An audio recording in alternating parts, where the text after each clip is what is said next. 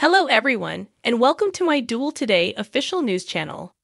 I hope everyone is having a wonderful day. Before we begin, please hit the subscribe button and give this video a thumbs up. Nicole meets with EJ in the chateau prior to going to the lake for a walk. She is also at peace now that their child is content. Nicole stops outside at the tree where they had previously spread what they thought were the ashes of their baby. Jude's crying stirs a completely dressed Eric and Sloane, who lie erratically in bed. While Eric rolls over to go back to sleep, Sloane gets up to walk Jude. As Leo sleeps on the park bench, a child hits him with a ball. He wakes up to think about Sloane and plan his revenge. Sloane answers a call from Leo while pushing Jude's stroller in the square while holding a coffee cup. He yells at her about Dimitri being sent to Supermax and says that if she doesn't give him money and power, he will expose her baby stealing. In the wake of hanging up, Sloane drops her espresso and afterward acknowledges she left her wallet in sweet pieces.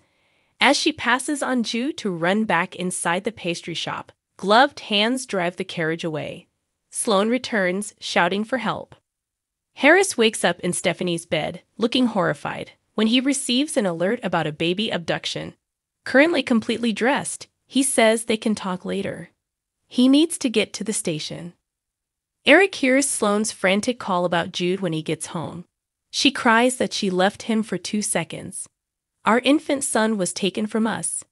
Eric calls about Jude as Marlena and Roman in the pub marvel at Eric's happiness with their new grandchild and Sloane.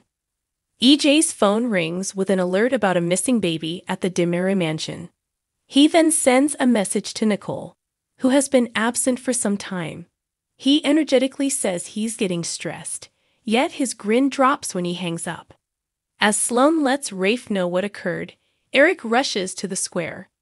Harris goes along with them to report nobody saw anything. He inquires as to whether Sloane knows who might have done this. A look of acknowledgement washes over her, yet she says she doesn't. Eric pulls Rafe to the side to propose it might have been Nicole. Rafe sets out for the Demira residence.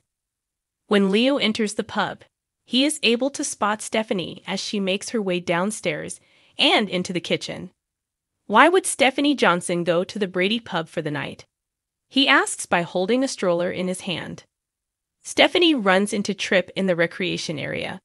She admits to doing something really stupid last night, but the details are hazy, so she shouldn't elaborate. She has a terrible hangover as well. He discusses her relocating with Steve and Kayla. She discusses Chad's firing of Everett with her brother, who expresses his continued grief for Abigail. Likewise, Everett planned to propose before his mishap. Tripp inquires whether she intends to reconcile with Chad or with Everett. EJ is informed about Jude's kidnapping by Rafe when he visits the Demira residence. EJ becomes enraged when he inquires about Nicole, who is still single. He yells at Rafe to find the real offender and leave them alone, saying that she had nothing to do with it. Sloane cries to Marlena, Roman, and Eric at the station about leaving her baby alone. She is reassured by Marlena that no one is to blame. As Harris questions the blubbering mother, Leo folds the carriage into the crew room. He tracked down it in the rear entryway with no child inside. He pointedly tells Sloane that as his lawyer, he owes her everything and wishes he had found the baby. Harris says he'll have the buggy cleaned for Prince, and Leo trades a look with Sloane prior to leaving. Sloane tells Eric she will clean up. In the cross-examination room, Sloane blames Leo for grabbing Jude. That's what Leo answers, assuming she genuinely thought often about the child and truly thought he had him. She would have imparted her doubts to the police. Goodness, however, at that point everybody would know reality. However, it's possible that he knows where the baby is. Sloane expects him to tell her. She desperately asks him what he wants when he refuses. All things considered, a spot to live would be great. A task, a sweetheart, a bank account. He doesn't have any of those things. He only has her dirty little secret, which he can reveal whenever he pleases. Sloanekins, the clock is ticking. He mocks before storming off. Back at the chateau, Rafe guarantees EJ he's not blaming Nicole for anything. he simply has to converse with her. EJ checks his telephone finder application, which says the telephone is still in the house. EJ is perplexed when Rafe mentions that her car is in the driveway. It would have been necessary for Nicole to drive to the lake. Rafe points out that the square is right next to the lake. EJ reiterates that Nicole did not abduct the child, but he is puzzled as to why she left her phone behind and where she went. Subsequent to neglecting to see as her, EJ dreams to Rafe that somebody took Nicole to get to him. Wendy will attempt to geolocate Rafe before Rafe departs. As EJ ponders where Nicole could be, his look meanders to the mysterious entryway. Wow, he moans. Is it conceivable? Stephanie talks about how she stayed with Chad despite Everett's return because she loved him and how she was worried about the kids. Tripp inquires whether she has communicated with Chad following the events. She describes how Chad overcompensated after seeing her with Alex, and afterward glimmers to drunkenly kissing Harris. However, she keeps that part calm. She is advised by Tripp to listen to Chad and not immediately end their relationship. Stephanie calls Everett to get a cup of coffee before he goes to work.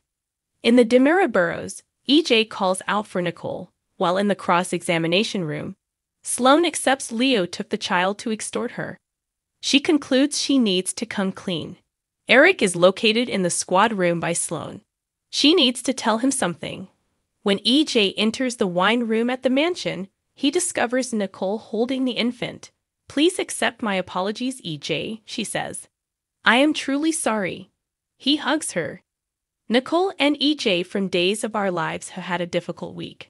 The hospital handed their child's supposed ashes just as they were starting to move on, if only a little, from the loss of their child, reminding them once more that they were robbed of the opportunity to say farewell to him. And in an interview with Soaps.com, Dan Feuerriegel stated that the awful delivery only sets in motion another round of grieving. Yes, Nicole said a sorrowful goodbye, and EJ did his best to ease the pain. That ornament was so heartbreakingly adorable. But the truth is that his mother has been heartbroken by the loss of the baby. And will that influence what transpires next?